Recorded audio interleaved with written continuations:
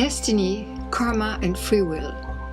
Destiny is the path a soul chooses in order to accomplish its ultimate purpose of self-realization.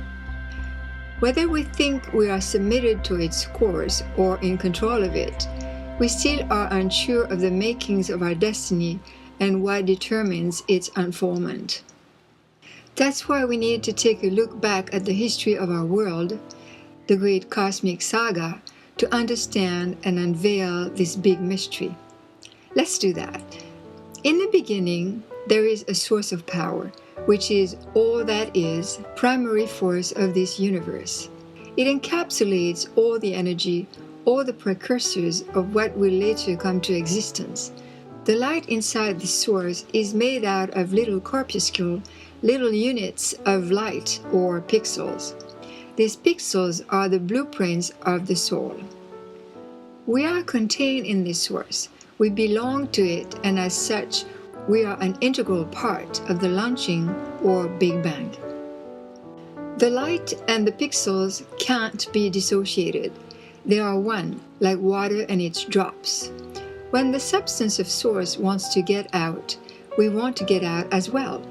This is a monumental key to understand and later on realize at a deep heart/body level how to go about life and its experiences. We are the initiators, the creators of everything. If we proceed from the duality that followed the initial burst, when apparently we get separated and start to feel victimized, placing the power outside of us, we will always miss the point of our incarnation, which is re-own what we lost bit by bit via applying our ability to respond to our source, responsibility, to remember our true nature and fully realize it. If we miss that part, then we won't understand destiny and won't grab the meaning of our lives and its crucial learning process. So here we are as a unit of the initial power in the whole knowingness of this supreme place. We are creators, and creators design and conceive. We design a plan from our super consciousness of source. We know we are going to get out. We know how it's going to affect us in terms of loss of consciousness and its consequences. We know it all, and therefore what we design is precisely our destiny, a predetermined course of action or map.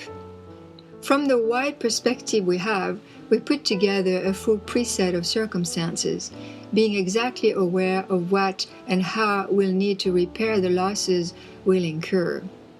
Since the deficit of consciousness generates the takeover of the ego, destiny is the very plan that will keep the ego in check and ultimately conjure it all up. Destiny is the larger frame of our soul agreements. They both have the same purpose, which is to make sure we reassemble ourselves and get back home while gaining the full awareness of who we are. A supreme and rather intricate plan, ambitious and complex, filled with meanders and circumvolutions that defy the mind and its criteria. The course of our destiny is out of any rational, linear concept of the mental realm. Destiny is the road one has to take in order to achieve one's ultimate purpose of self-realization.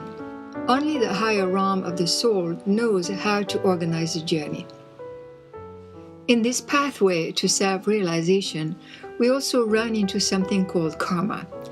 Karma is the ensemble of all the laws of actions and reactions. There is a reaction to all we do, allowing us to measure what we perform and adjust our behavior to get beyond the emotional entanglements based on the absence of self and ego reliance. A reaction does not necessarily occur in the same lifetime a particular action has been performed. According to the wheel of reincarnation, we'll always draw to ourselves the very protagonists we had in our prior games, the ones we have impacted with our actions, the ones that reflect the dynamics we are struggling with to know ourselves. We most of the time ensure that they are very close to us like parents, children, and partner in love or business, so we don't move on too easily, making sure we learn our lessons. Karma is really humbling, since it falls down on us as an implacable chopper. It comes along with an inextricable set of circumstances that is brilliantly orchestrated to push us to resolve our past and present issues.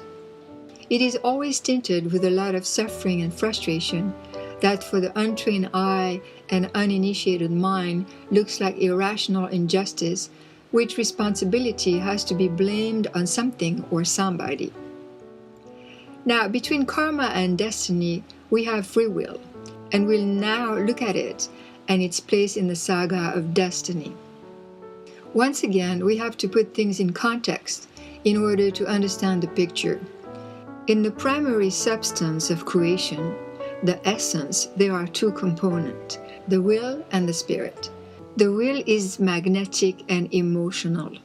It's the feeling part of the equation used to monitor what the other one is doing. The spirit is electrical, very quick and agile. It is the thinking part of the equation. It takes brave strides and explores. We lost a lot of the will. Please refer to my book, Goddess, the Creation Revisited, on my site. This book explains the story of the will and the spirit, what happened to the initial will, and why we struggle to recover it. It also explains the crucial importance of stopping the conscious and unconscious condemnation of our feelings and emotions.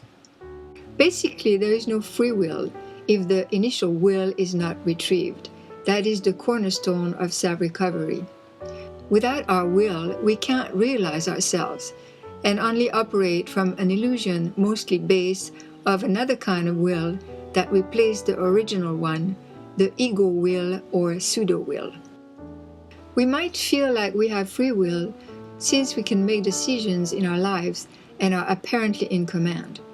But as long as we can't distinguish which one is which, all infiltrated and confused that we are with our programs, we'll continue to exercise our will to have an importance, a sense of value outside of ourselves, not realizing that all we do is to stride in the same spot, barking at the wrong tree, an illusionary tree.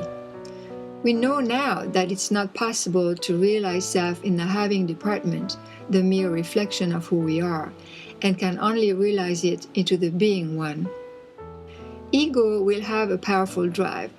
It can build a serious momentum that can translate into lots of achievements that would seriously reinforce its legitimacy. But as the soul grows on its way toward its purpose of self-realization, the destiny scenarios will change, and one will be nudged into converting the pseudo-will and the glorification of the ego to true will and realization of self.